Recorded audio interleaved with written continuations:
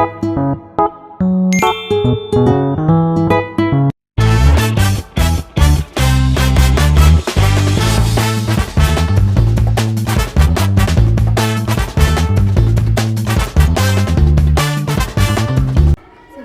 perkenalkan, saya Muna Nadia dari program studi PGSD Bu dari UNS. Izin mau melakukan observasi terkait media pembelajaran di sekolah di kelas 3 ini. Sebelumnya saya izin untuk mengajukan banyak pertanyaan Bu. Yang pertama itu untuk Ibu sendiri sudah berapa lama kira-kira ngajar di SD ini? Kalau di SD ini sejak tahun 2017 Mbak, tapi sebelumnya kan saya WG dulu, tapi pindah-pindah SD. Soalnya yang pertama itu dapat SD yang agak jauh, sedangkan rumah saya di daerah Karanganyar, tepatnya di Jaten kan. Pertama kali saya WB-nya di daerah Kleco sana, kan jauh. Terus ada informasi dari teman, pindah ke lebih dekat, akhirnya sampai ke WB di Ngulon ini sejak 2017 sampai sekarang, alhamdulillah. Untuk mata pelajaran yang diampu Ibu itu memang guru kelas 3 saja atau memang Kalau guru kelas itu semua Mbak ya, jadi dari mata pelajaran seperti matematika, bahasa Indonesia, IPAS, terus bahasa Jawa, dan jadi dapat tambahan lagi tambah bahasa Inggris, jadi guru bahasa Inggris juga karena muloknya kan ya memang itu bahasa Inggris, jadi ya mau tidak mau ya guru kelasnya karena di sini belum ada guru bahasa Inggrisnya seperti itu. Tapi yang diajarkan maksudnya yang ringan-ringan, misalnya seperti benda di sekitarnya, seperti mengenal warna dan lain-lain, yang simpel-simpel dulu saja. Untuk yang media pembelajaran yang dibutuhkan saat proses belajar mengajar itu biasanya digunakan enggak Bu? Seperti mungkin alat peraga untuk mata pelajaran IPA gitu. Ya. Tergantung ya Mbak, misalnya tidak semua langsung memakai media pembelajaran. Sebenarnya sebaiknya semua memakai, tapi kan pada saat setiap pembelajaran selalu pakai media-media, untuk mempersiapkannya kan begitu sulit nggih. Jadi sekiranya itu membutuhkan media, misal kemarin kalau untuk buat kelompok seperti bikin diorama itu nanti ada medianya, seperti nanti pakai proyektor, LCD, terus pembagian kelompok memakai media gambar dan lain-lain seperti itu. Tergantung mata pelajaran disesuaikan dengan media yang ada. Misalnya kalau kemarin untuk menjelaskan tentang matematika menghitung sudut ya Mbak ya, itu kan menggunakan busur, sedangkan di sini tidak ada busur yang ukurannya besar, adanya yang kecil. Untuk menjelaskan satu persatu kan tidak kelihatan angkanya, jadi saya gunakan LCD, jadi anak-anak menonton video cara mengukurnya, kemudian baru mempraktekkan dengan busurnya yang anak-anak punya, itu baru anak-anak bisa. Karena kalau memakai busur yang kecil terus ditunjukkan di depan kelas, anak-anak kan tidak terlihat seperti itu. Terus untuk misalnya kalau untuk tadi seperti diorama itu untuk pembelajaran IPAS, terus misalnya nanti Pancasila itu juga media-media, anak membuat media seperti itu, kantong Pancasila, anak-anak juga membuatnya, jadi ada gambar-gambar. Jadi tergantung apa yang bisa disesuaikan atau yang dibutuhkan untuk pembelajaran itu, yang tepat itu apa. Jadi tidak semuanya, kalau misalnya hanya pengetahuan yang anak-anak masih bisa untuk memahami langsung, tetap ada seperti ya kayak tetap pakai ceramah juga, tapi kadang-kadang juga anak juga mencari tahu sendiri juga, itu juga ada seperti itu. Kalau untuk media pembelajaran yang menurut Ibu itu lebih efektif yang seperti digital pakai proyektor atau seperti benda konkret yang ada bentuknya langsung gitu Bu? Bermacam-macam ya Mbak ya, tergantung. Kalau misalnya benda konkretnya itu mudah didapatkan dan ada di sekitar kita, itu biasanya saya juga pakai benda konkret. Tapi kalau sekiranya itu agak susah untuk mencarinya, tetap saya menggunakan LCD dan video yang ada di situ. Misalnya kan kemarin diorama itu tentang metamorfosis. Sedangkan untuk menampilkan misal metamorfosis kata dan lain-lain kan kalau mencari agak susah ya Mbak ya. Itu jadi pakainya LCD. Kalau proyektor jarang memakainya karena sudah layar papannya sudah bisa untuk langsung digunakan. Sedangkan untuk agar itu biar kelihatan nyata pakai gambar yang sesuai dengan bentuk aslinya seperti itu. Soalnya kalau nyata terkadang sulit juga untuk dicari ya. Biasanya kalau menentukan media pembelajaran ini cocok buat siswa gitu-gitu dilihat dari apanya aja Bu? Kayak misal mungkin ada siswa yang tertarik dengan media pembelajaran ini, tapi ada siswa yang malah kurang tertarik dengan media pembelajaran tersebut. Kayak gitu solusinya ya. Yang pertama kan itu dulu kan pakai yang dicari dari gurunya dulu ya Mbak ya, ini mau mapel apa, dilihat dulu isi materinya. Kemudian habis itu biasanya anak-anak lebih tertariknya dengan gambar-gambar dari yang video-video seperti itu ya Mbak. Tetapi ada juga yang nanti pakai gambar itu juga sulit juga, kayak kurang tertarik gitu, malah ngobrol sendiri. Jadi dulu pernah pas pembelajaran IPAS itu yang diorama ada memakai beberapa media, misal yang dari sini hanya mengerjakan, kelompok A mengerjakan saja langsung itu anaknya sudah bisa. Yang dari kelompok yang satunya harus menggunting, menempel seperti itu juga bisa. Yang satu lagi dengan mencocokkan gambar yang satu dengan yang lainnya seperti itu Mbak. Jadi dari awal kan kita sudah melihat ketertarikan anak-anak itu di apa. Jadi kalau itu sebenarnya ya agak sulit juga ya Mbak ya, karena itu harus mempersiapkan beberapa media dan itu ya nggak mungkin bisa dilaksanakan untuk setiap hari juga.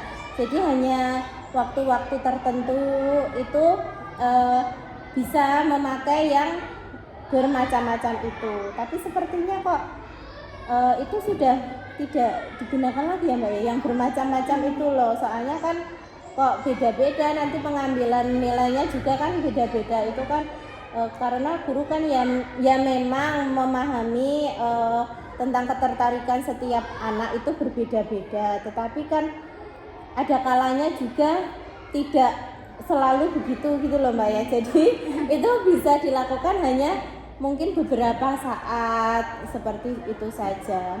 Jadi tidak selalu begitu.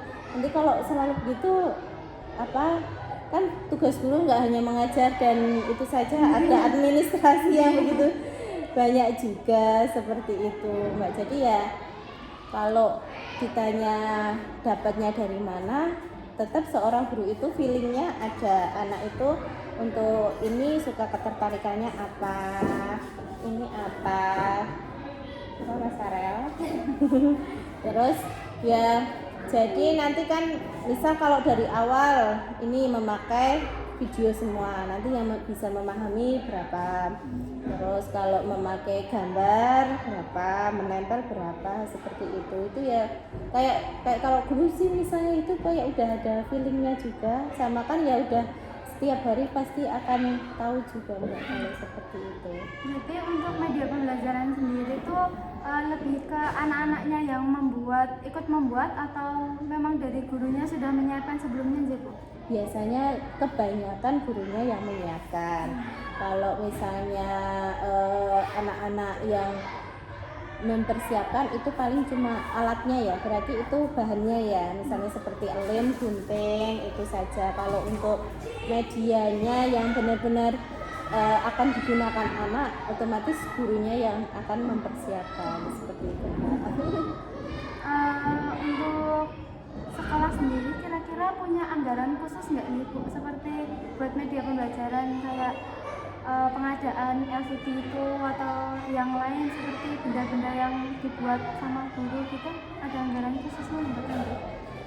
Kalau anggaran khususnya itu eh, untuk kayak laptop, LCD itu memang ada Mbak. Dan untuk kalau misalnya guru membutuhkan untuk membuat alat-alat seperti yang akan dibuat dan guru membutuhkan misal kayak kertas karton dan lain-lain itu juga bisa seperti itu. Untuk sekolah sendiri punya laboratorium komputer bukan gitu? Kebetulan tempatnya belum ada, tapi karena di sini di SDI ini itu punya inventaris kayak apa ya Mbak? Notebook, tapi bentuk laptopnya kecil itu loh. Oh yang kayak Chromebook itu? Ya, Chromebook betul itu kan punya. Jadi anak-anak untuk pembelajaran komputernya itu sementara di tiap-tiap kelas. Jadi ada hari-hari tertentu atau jadwal tertentu anak-anak akan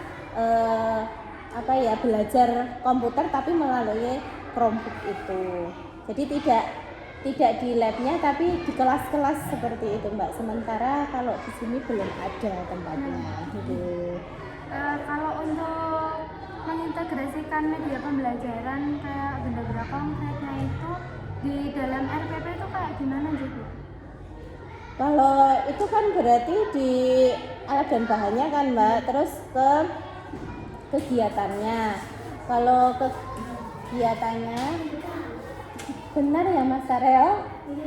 Kalau untuk mengintegrasikan atau memilah-milahkannya ya Mbak ya maksudnya itu kan nanti di setiap kegiatan pembelajaran itu kan ada CI 1, 2, 3, 4 itu kan Mbak. Jadi ya memakainya nanti pada saat biasanya yang kegiatan intinya atau di kegiatan yang awal-awalnya itu untuk itu Mbak biar lebih semangat lagi seperti itu. Bentar ya Mas Farel.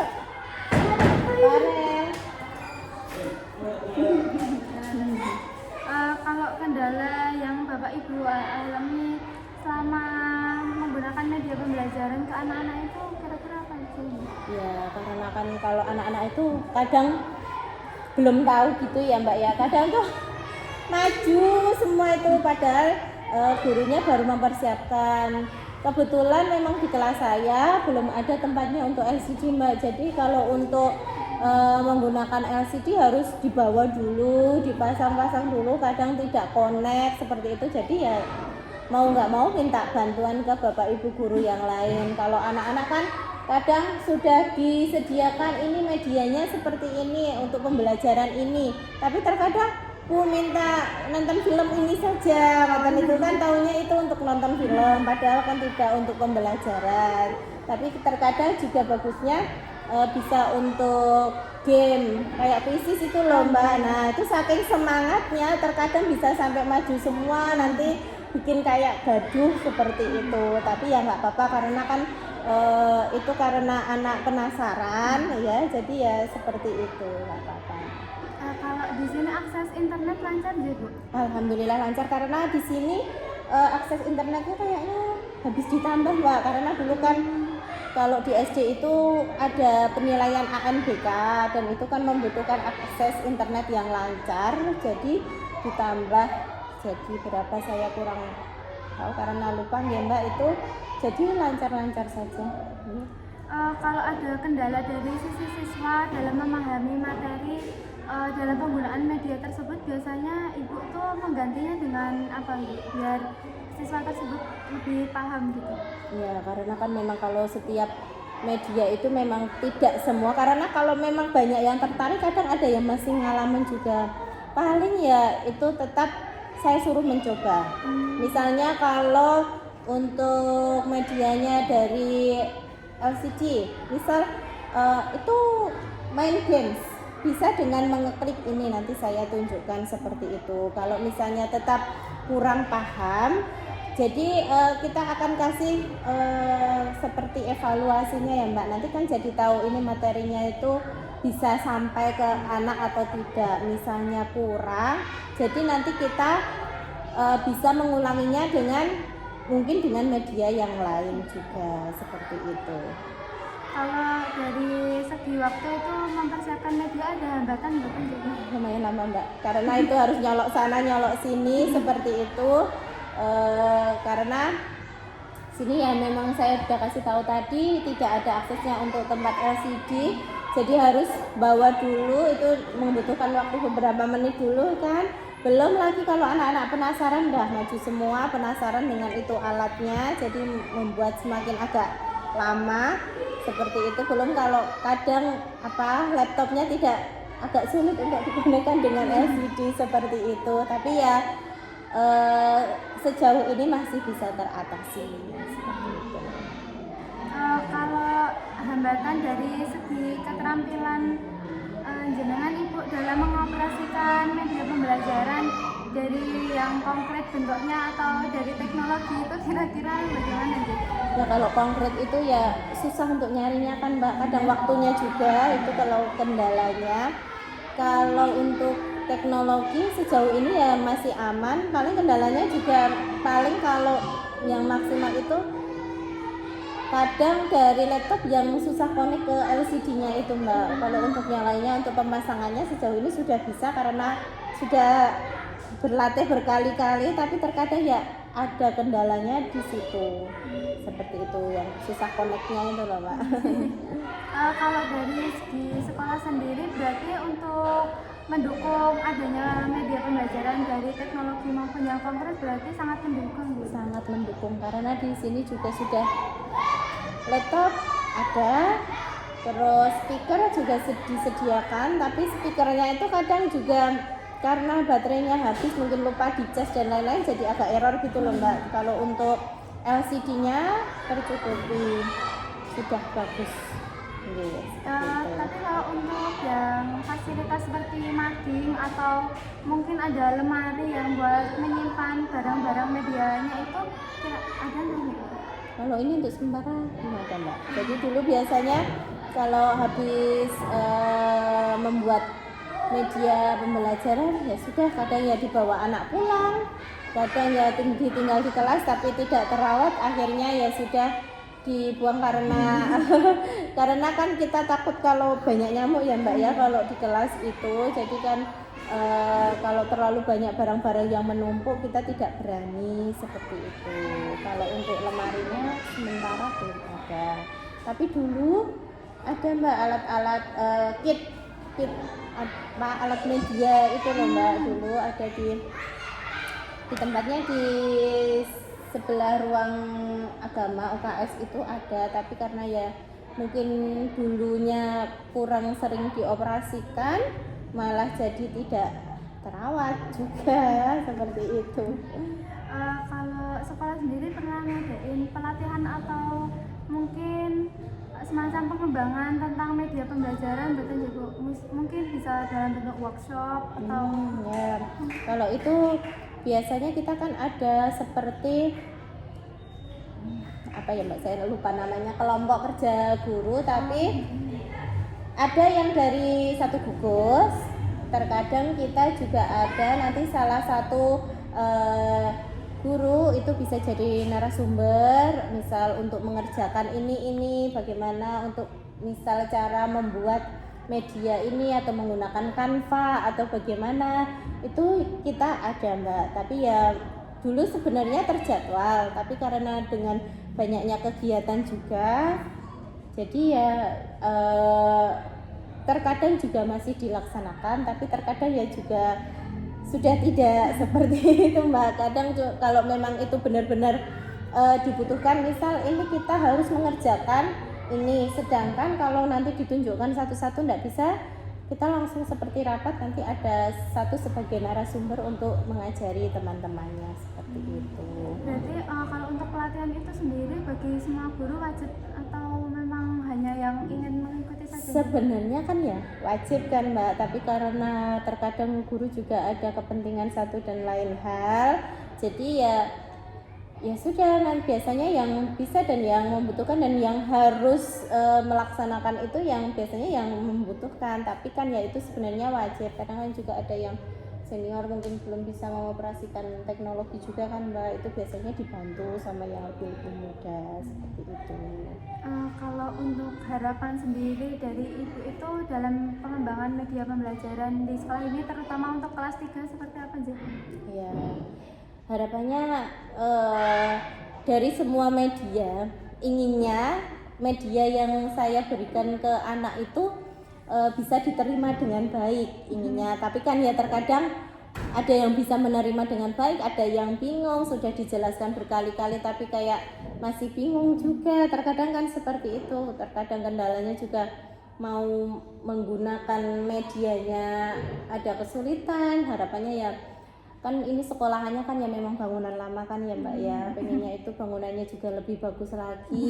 Nanti maksudnya semua itu sudah tercukupi, misal ini sudah LCD tinggal pencet, samping-samping sudah ada sound seperti itu, pinginnya seperti itu. Berarti untuk media pembelajaran yang perlu dikembangkan tuh untuk meningkatkan kualitas pembelajaran mungkin dari harapan Ibu tadi seperti teknologi sama fasilitas sekolah sendiri aja. Iya seperti itu Mbak. Kalau dari Ibu sendiri, mohon maaf ini ada saran untuk pihak sekolah atau dinas pendidikan terkait pengadaan media pembelajaran buat Anjir? Ya itu kalau menurut saya kalau dari sekolahan sudah maksimal mungkin. Kalau dari dinas kita juga sudah berusaha untuk pengajuan pembangunan ya Mbak ya.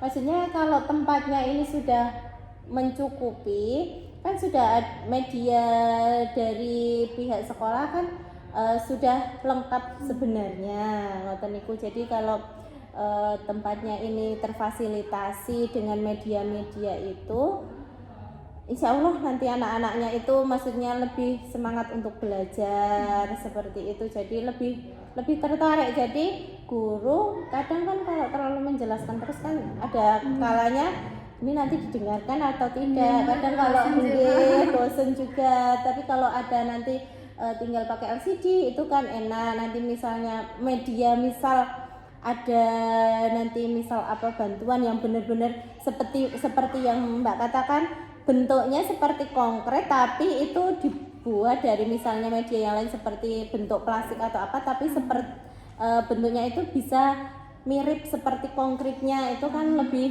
enak juga untuk guru mengajarnya seperti itu Mbak. Kalau untuk sekolah ini termasuk sekolah inklusif bukan? Sepertinya kalau sekarang itu semua sekolah diharapkan bisa sekolah inklusif Mbak, soalnya di sini juga ada anak inklusif sendiri. Ada yang apa ya nggak namanya, jadi dia itu kita juga sudah berusaha untuk melakukan penilaian ke lembaga juga kan Mbak. Di sini kan nggak boleh nolak kan ya. Kalau di sini fokus belajar sama kurang apa ya, kalau di kelas 4 itu jadi kayak anaknya itu belum bisa kalau di kelas 4 gitu loh Mbak itu. Kalau yang di kelas 2 itu ada yang kurang fokus.